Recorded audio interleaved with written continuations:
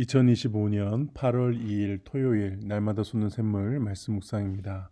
오늘은 소원을 들으시고 후한 선물을 주시는 하나님이라는 말씀의 제목으로 창세기 30장 14절에서 24절 말씀 함께 묵상해 보겠습니다.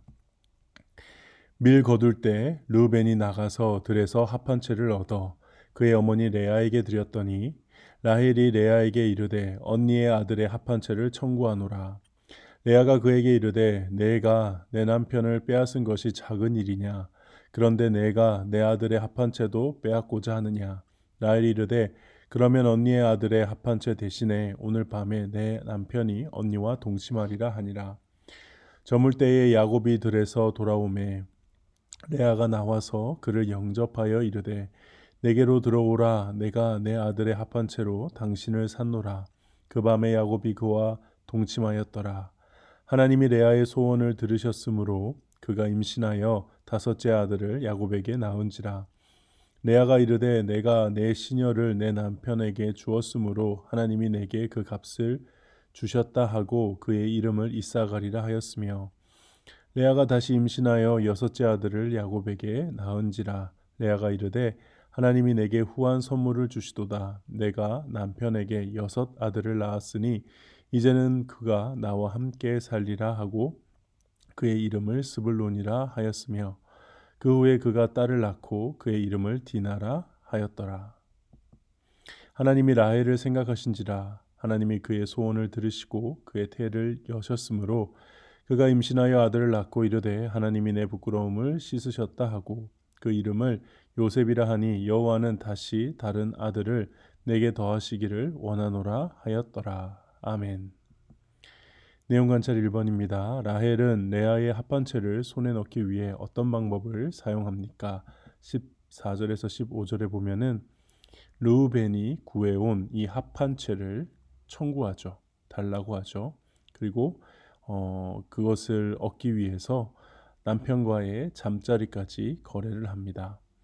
이 원어를 보면 합한 채를 구하는 라헬의 모습이 그렇게 떳떳하게 요구하는 모습은 아닙니다. 오늘 본문에 보면 청구하노라 라고 되어 있는데 겉모습은 그래도 겸손한 모양새로 내게 좀 줘 이렇게 언니의 것을 교묘하게 뺏어보려고 접근하는 모습이죠. 합한 채와 남편과의 동침을 거래하는 것으로 봐서요. 라헬은 정말로 야곱의 사랑을 독차지하고 있었고 아들을 낳은 뒤에도 레아는 야곱과 동침하지 못하고 있었던 것으로 보입니다. 내용 관찰 2번입니다. 라헬은 어떻게 임신하게 됩니까? 22절에 보니까는 하나님이 라헬을 생각했고요. 하나님이 그 소원을 들으셨고요. 하나님이 그의 태를 여셨습니다. 그러니까는 하나님이 생각하신다는 것은 성경에서 이게 돌보신다라는 뜻입니다. 나중에 많이 등장해요.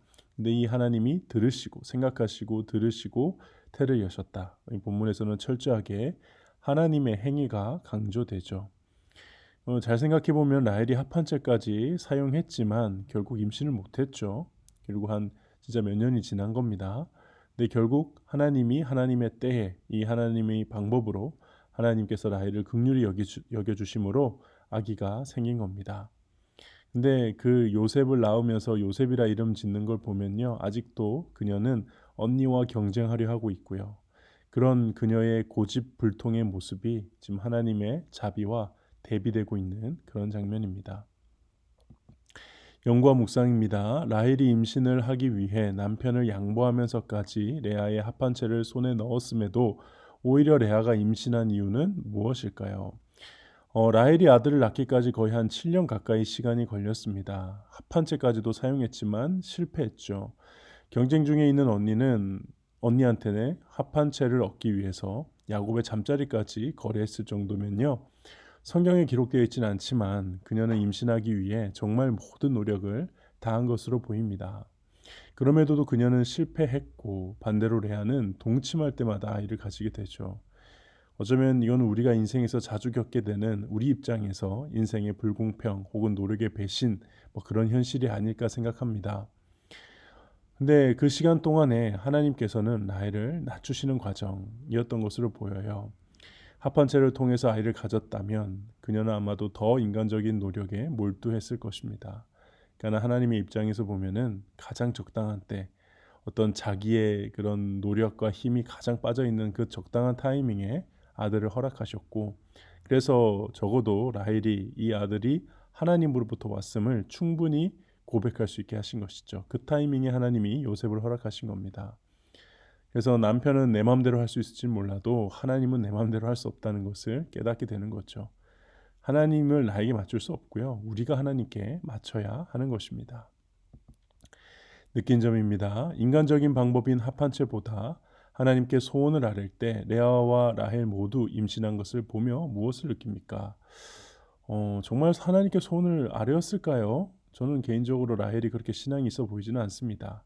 근데 그도 다만 이제 남편을 통해서 하나님에 대한 이야기를 들었을 것이고, 불완전한 신앙일지라도 어떻게 보면 자신의 문제를 하나님께 그래도 아뢰는 시간들이 있었던 것으로 보입니다.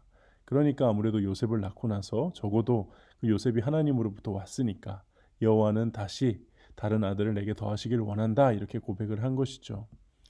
근데 아까 말씀드렸다시피 아직 욕심을 못 버린 것 같습니다. 아들이 생겨서 기쁘지만 레아만큼 자신에게도 아들들이 더 많아지기를 원했던 것 같아요. 그러니까 하나님의 주권은 인정했지만 자신의 온전한 욕심은 아직 버리지 못한 것입니다. 하나님께서 응답해 주신 것이 라헬의 믿음이 아니었던 거죠. 하나님의 긍휼과 은혜, 그냥 하나님의 주권적 은혜, 거기 안에서 라헬도 레아도 하나님께 아들을 얻게 된 것입니다.